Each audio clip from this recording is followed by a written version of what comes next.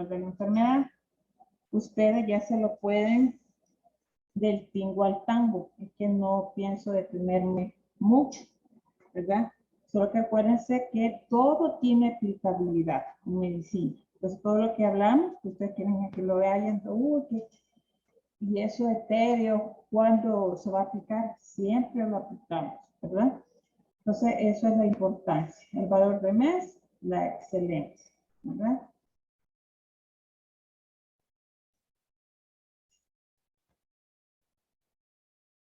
¿Qué es la historia natural de la enfermedad? ¿Quién me ayuda ahí? A ver, Erazo, decile vos, con tu amplia experiencia, ¿qué es la historia natural de la enfermedad?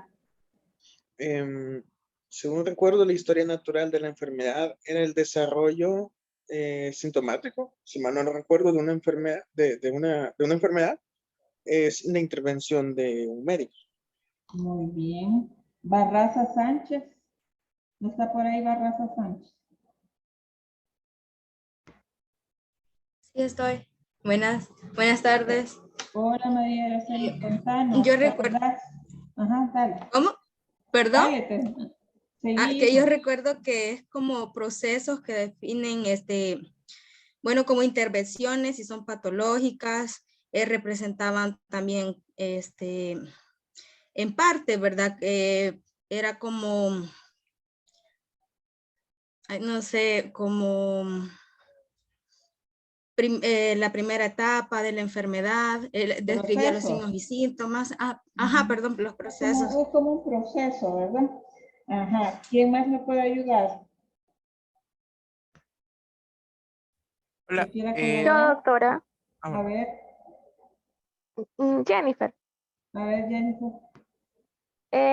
También, si no me recuerdo, era exacto, así como decía nuestro compañero Mauricio, en el momento en el que se daba como la parte sintomática de la enfermedad, estaban todos los cambios que podían haber, que presentaba la enfermedad, cambios orgánicos, etcétera, pero que el paciente todavía no había sido intervenido médicamente y todavía no había como pasado la etapa en la que tenía la mayoría de tantos como síntomas como signos de la enfermedad. Muy bien, bueno, veamos pues. Nuestros objetivos de clase, definir la historia natural de la enfermedad, que ya nos están haciendo ustedes, conocer las etapas de la historia natural, en qué consiste su periodo, y me van a relacionar los factores de riesgo con la historia natural de la enfermedad, ¿verdad? Acuérdense que la historia natural de la enfermedad fue un concepto desarrollado en 1953 por estas dos personas. Por el doctor Rodman Clark, que era profesor emérito de prácticas de salud pública en Harvard, nada más el señor, y han de haber sido parientes porque los dos son Clark, ¿verdad?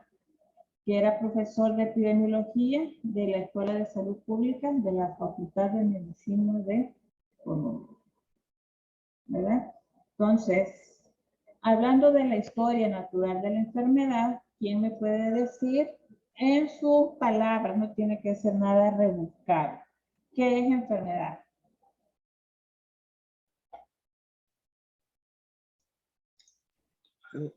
Podríamos mencionarlo como la ausencia de salud. Puede ser la ausencia de salud. ¿Qué más?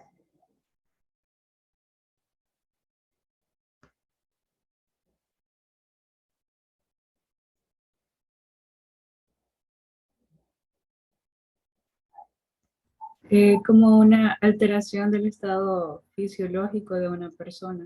Muy bien, Edwin. Perfectamente. ¿Qué más? Hola doctora, también puede ser digamos, un desequilibrio de la hemostasia. Exactamente. Bueno, juntando todo eso, pues enfermedad, fíjense que vino este señor Terris y dijo que entre la salud positiva, o sea, tener salud, y la pérdida de salud, sí, o sea, enfermarse, hay una zona neutra, ¿verdad? En la cual no es posible distinguir lo normal de lo patológico. Ahí se encuentran, se acuerdan del periodo de incubación, de latencia, que podemos ya andar con el microorganismo, pero no hemos desarrollado signos y síntomas, ¿verdad? A todo esto también tenemos factores de riesgo, ¿sí? Que hasta cierto punto, si no los controlamos, ¿sí? Nos lleva a lo que es la pérdida de la salud, ¿verdad? Entonces, ¿qué es el proceso salud-enfermedad? Acuérdense que la enfermedad, como dice aquí, es una dolencia, ¿verdad? Personal, que también conlleva una construcción social y cultural. ¿Por qué? Porque cada sujeto vive la enfermedad según sus características individuales. ¿A qué creen que nos referimos con características individuales?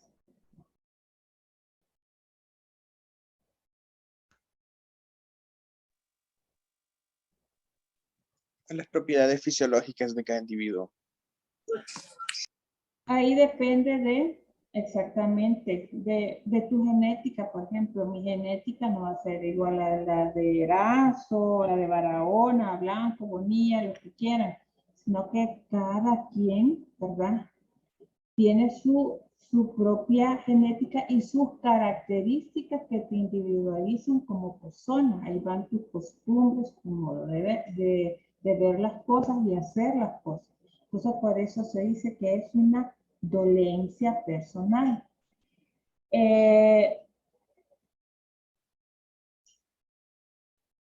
Eso tiene o viene aunado a sus creencias, ¿verdad? Sus valores, sus costumbres, su cultura, ¿sí?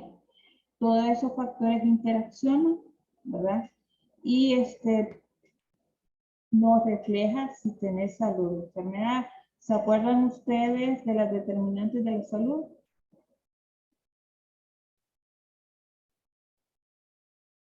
¿Sí, no?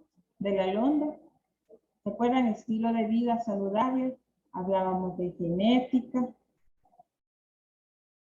Accesibilidad a los servicios de salud.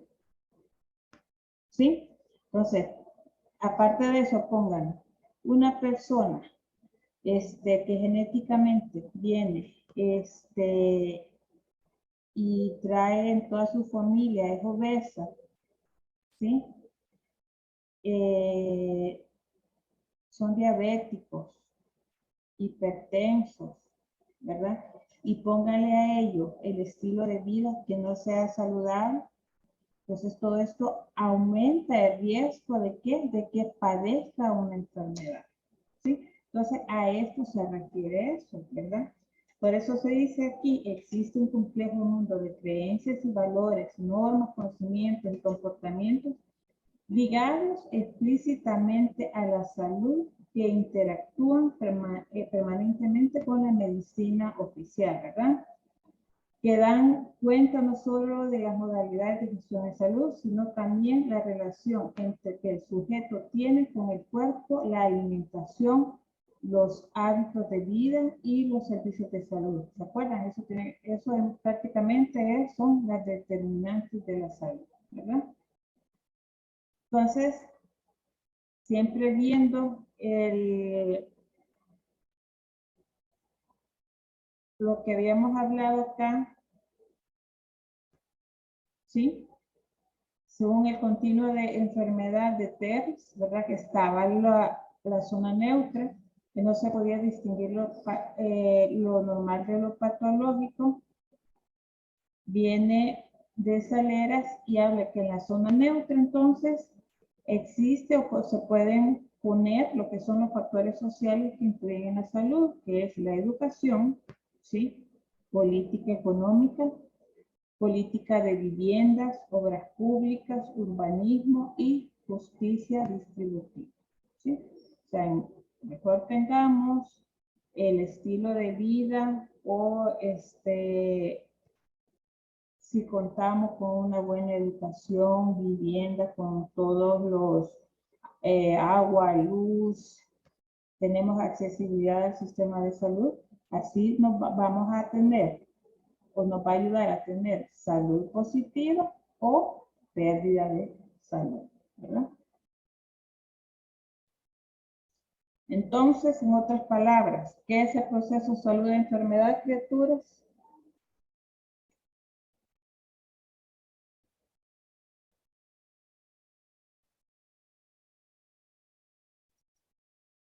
Andrea, Canales.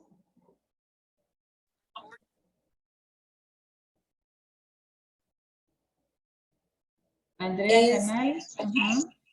Sí. Es ese proceso a partir desde que la persona o el ser humano deja, digamos, tener salud y empieza ya a manifestar, como decían los compañeros anteriormente, con síntomas o signos, hasta que llega a lo que es la enfermedad. O sea, es como el cambio de estar bien al paso de enfermarse.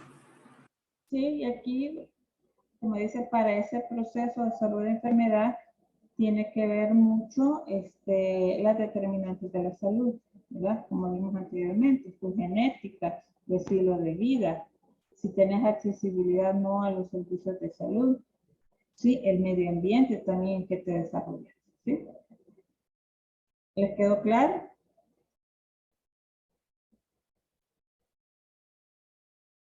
Sí, doctora. Bueno, entonces, hablando de la historia natural de la enfermedad, acuérdense que, como dice acá, es una serie de eventos sucesivos, ¿verdad? Que se desarrollan libremente desde que el huésped susceptible, que somos nosotros, ¿verdad? En estado de salud, se expone a riesgo y condiciones que favorecen, ¿verdad? Que el agente agresor se reproduzca dentro, pues, del huésped susceptible y llegue a un punto en que haya manifestaciones clínicas, ¿verdad?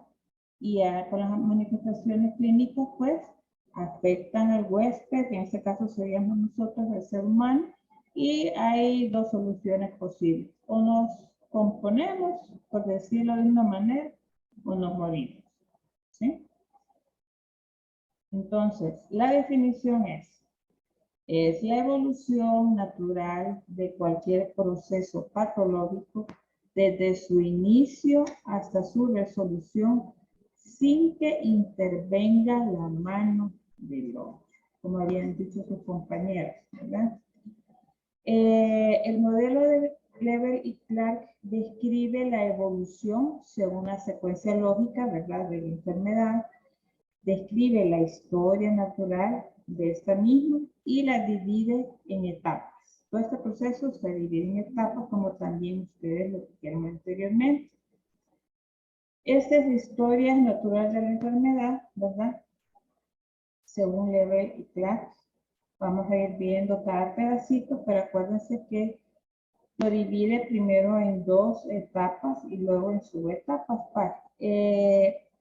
La primera etapa, podemos decir que es antes de la enfermedad, y la segunda es en el curso de la enfermedad.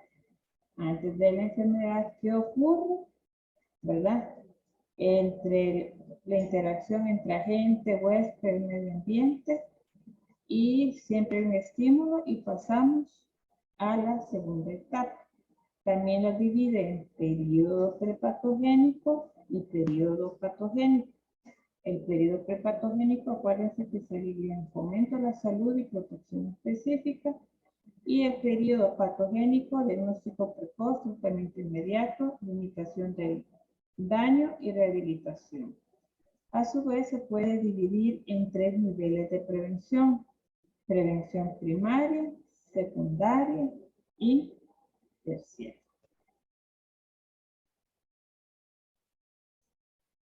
Esa historia natural de la enfermedad también tiene principios. Entre esos principios destacan que cualquier enfermedad en el ser humano, ¿verdad?, es resultado de una interacción, ¿verdad? Por eso se dice que es un proceso dinámico. Involucra lo que es el agente, el huésped y medio ambiente, ¿verdad?, que puede llegar a ser hasta de las manifestaciones de manera masiva, ¿verdad?, como está sucediendo actualmente, ¿verdad?, con lo del COVID. Y se requiere una actitud preventiva para interrumpir el proceso lo más temprano posible. Antes que nos vaya a afectar tanto la enfermedad que nos lleve a la muerte, ¿por qué no entonces intervenimos, sí? Según la historia natural de la enfermedad, acá en el periodo prepatogénico, sí, o sea, antes de que la enfermedad llegue, siempre y cuando se pueda.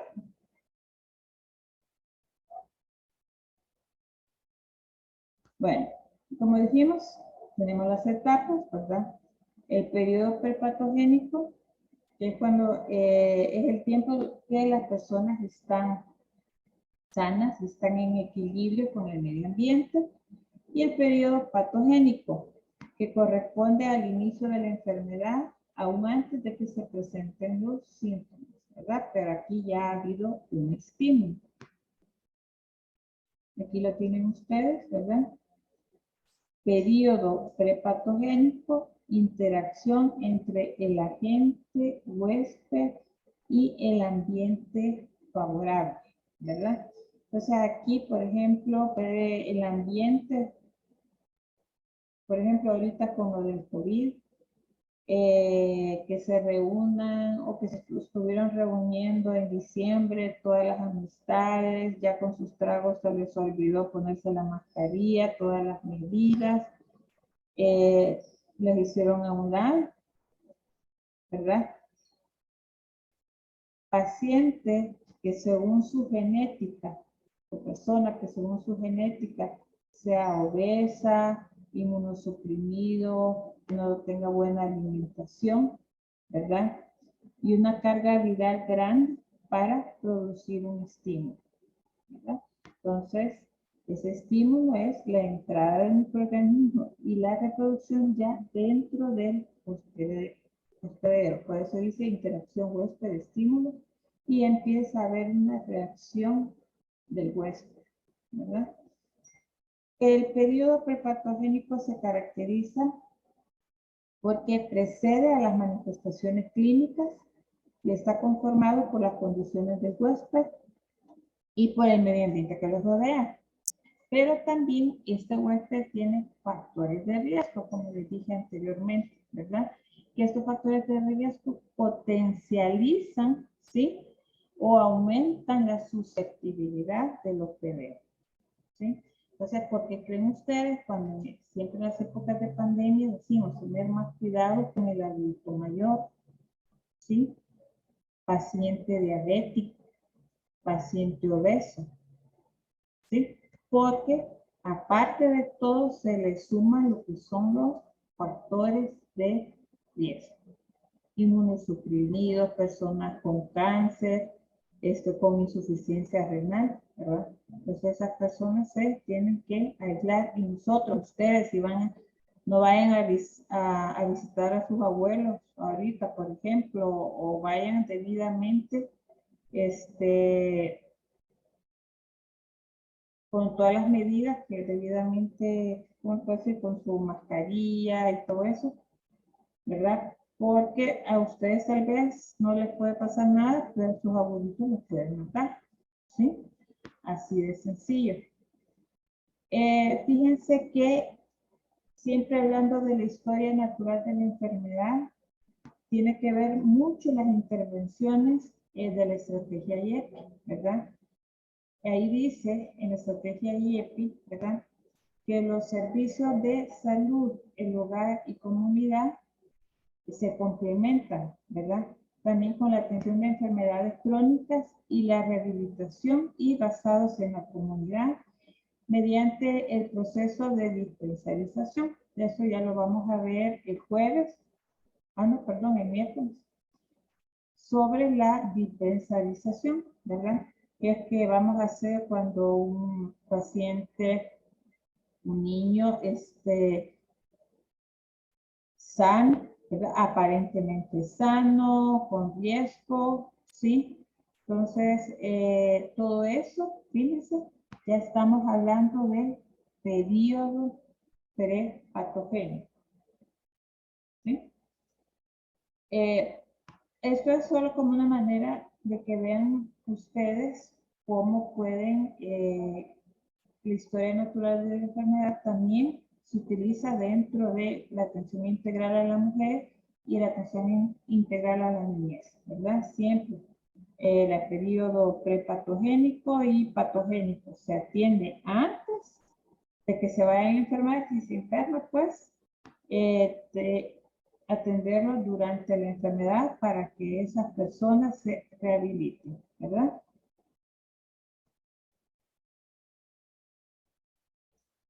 Aquí esta diapositiva solo representa los factores de riesgo, ¿verdad? Que entre más factores de riesgo tengamos, tenemos más posibilidad de enfermar.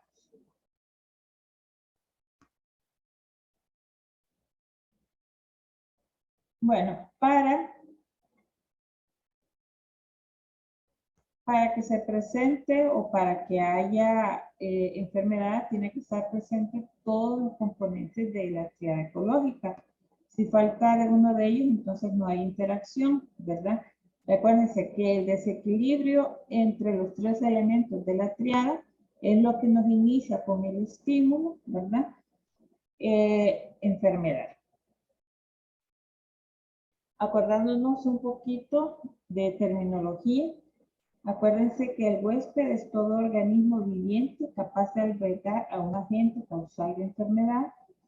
El agente es cualquier sustancia viva o inanimada o una fuerza muchas veces intangible cuya presencia o ausencia es la causa inmediata o próxima de enfermedad particular. Y el medio ambiente, conjunto de condiciones o influencias externas que afectan la vida y el desarrollo de un organismo. Aquí tienen ustedes, vean. El agente puede ser físico, químico y biológico. Dentro de los físicos tenemos mecanismos mecánicos, térmicos y radiaciones. ¿Sí? Químico puede ser tóxicos, cáusticos, y biológicos, pues bueno, virus, bacterias, hongos, parásitos, lo que quieran, ¿verdad? El huésped tiene que ver con la edad, el sexo, la raza, herencia, la constitución física, la resistencia y los hábitos del huésped. Y el medio ambiente, tenemos los físicos, como es el clima, la urbanización, condiciones, hogar, condiciones de trabajo y ocio. Los biológicos, como disponibilidad de alimentos, flora, fauna, microflora. Y social, como la economía, cultural, emocional, educativa y relacional. También hablando de condiciones, tenemos las condiciones internas y las externas. Las condiciones internas, como les había dicho, son con las que consta un ser humano, son las condiciones genéticas, inmunológicas, endocrinas y anímicas del huésped. Y los externos dependen del medio, ¿verdad? Dependen de las condiciones de la gente, o sea, qué tan virulento es para producir la enfermedad. Bueno, hablamos del periodo patogénico, de prepatogénico. Ahora vamos a ver lo que es el periodo patogénico. Aquí acuérdense que se pasa del periodo prepatogénico al patogénico cuando hay un estímulo, ¿verdad? Determinado por lo que hablamos anteriormente, ¿sí? Entonces, ya en el periodo patogénico ya estamos hablando de la enfermedad propiamente dicha.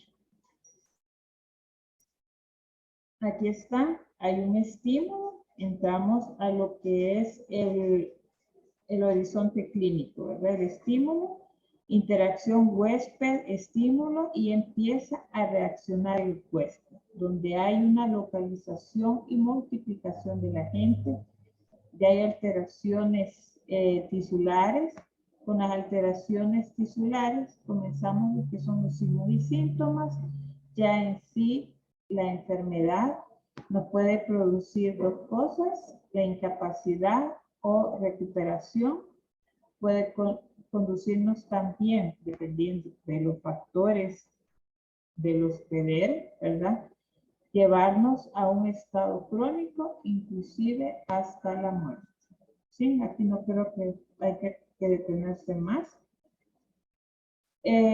Las respuestas inician en el tejido de ingreso, se presentan signos y síntomas no específicos, conforman el periodo prodrómico. El periodo de incubación es el intervalo de tiempo que transcurre entre la exposición de un agente infeccioso y la aparición del primer síntoma. Y acuérdense que el periodo de latencia es el intervalo de tiempo que transcurre desde que se produce la infección hasta que la persona se vuelve infecciosa. ¿Sí? ¿Ven aquí la importancia de las mascarillas? Y acá, como habíamos dicho, en el curso de la enfermedad, es el periodo de la restitución orgánica y funcional. Una vez que se desaparece el cuadro clínico, ¿verdad?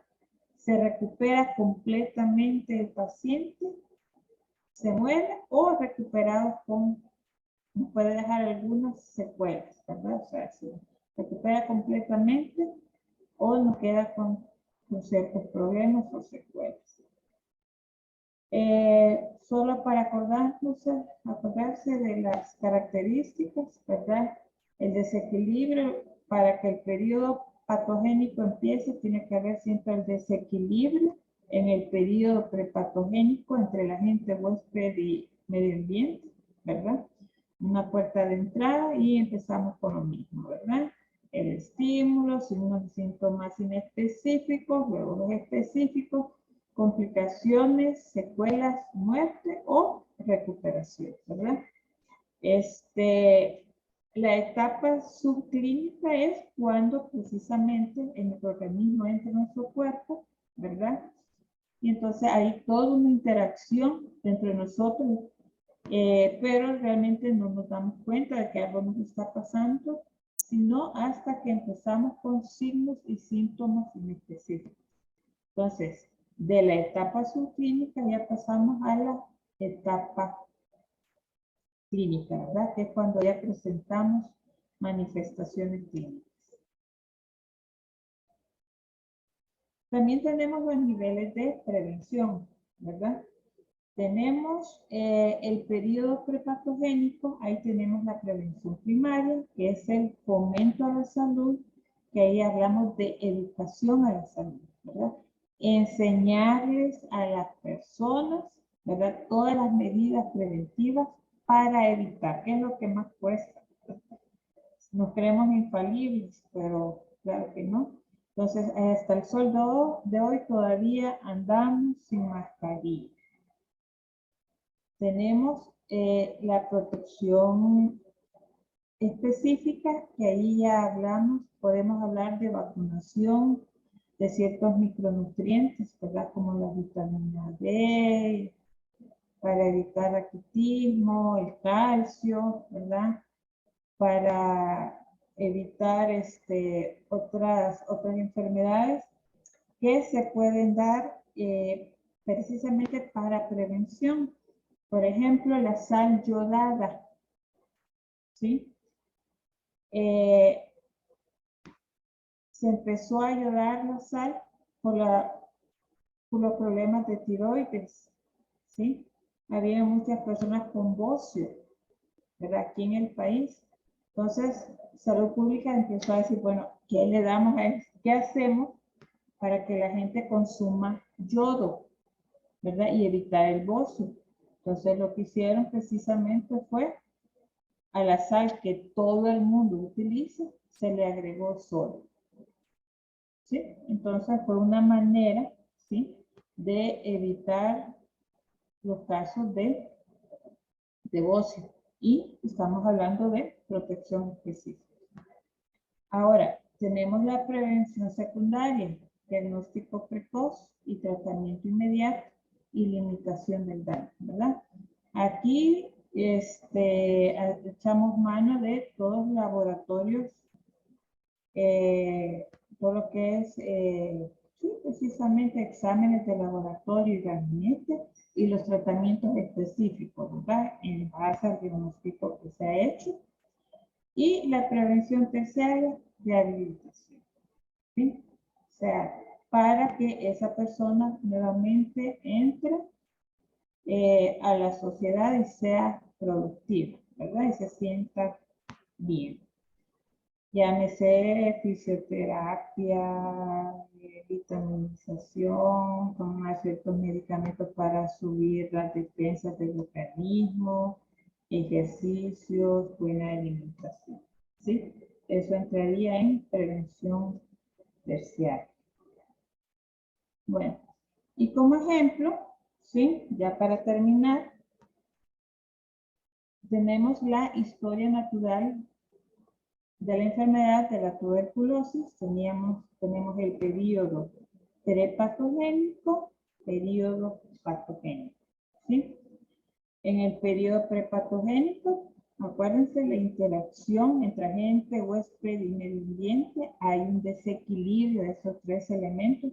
Póngale que la persona anda inmunosuprimida, ¿sí? Y haya entrado en un lugar donde hayan personas con TB, ¿verdad? Y tosiendo. Y como está inmunosuprimido, bueno, entonces hay un estímulo y logra entrar ese microorganismo al cuerpo de X personas, por decirlo. Entonces, como ese paciente tiene esos factores de riesgo, ¿verdad? Y ahora uno de los factores de riesgo grandes para la tuberculosis es, aparte del VIH, como ustedes ya saben, ahora se habla de la diabetes mellitus, ¿sí? Con el paciente que tenga esos factores de riesgo, es más probable de que desarrolle la enfermedad. Entonces vean, ya hubo un estímulo y ya tenemos el horizonte clínico de la tuberculosis, ¿verdad? Y aquí está. El huésped es nutrido, drogadictos, inmunodeprimidos, la raza, la edad, el agente, contacto con personas infectadas, hacinamiento, pobreza, y el agente, ¿verdad? Mycobacterium tuberculosis, o conocido como el bacilo de Koch. El periodo prepatogénico, hablábamos de promoción de la salud y prevención específica. En promoción de la salud, ya hablamos de educación para la salud, saneamiento del medio, alimentación adecuada. Prevención específica, ya hablamos de medidas preventivas con personas que han sido diagnosticadas con TB, inmunización en los niños, ¿verdad? Y el periodo patogénico, ¿verdad? Que ya hay cambios tisulares y fisiopatológicos. Se forma el tubérculo o granuloma, característico de la tuberculosis, con una zona central de necrosis, bueno, todo lo que quieran, células gigantes de Langhans, rodeado por una corona de linfocitos, eso es a nivel tisular. Entonces ya hay cambios fisiológicos no perceptibles, presentamos los signos y síntomas, ¿verdad? Ya lo vamos a ver más adelante. Ya hay una lesión, se hace crónica esta enfermedad, ¿verdad? Porque dura aproximadamente 5 años, pero en 3 años te puede matar si no intervenimos en la historia natural de la enfermedad, ¿verdad?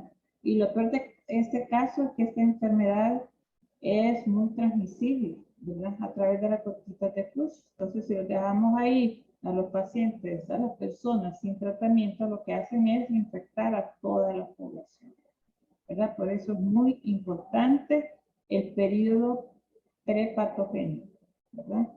La prevención. Entonces aquí tienen, ¿verdad? Los signos y síntomas: malestar general, anorexia, astenia, pérdida de peso, fiebre, dolor torácico, disnea, sintomático respiratorio, expectoración, como es, hemoptisis, etcétera, etcétera, ¿verdad? Presión, cronicidad, invalidez y muerte. El diagnóstico oportuno hacemos por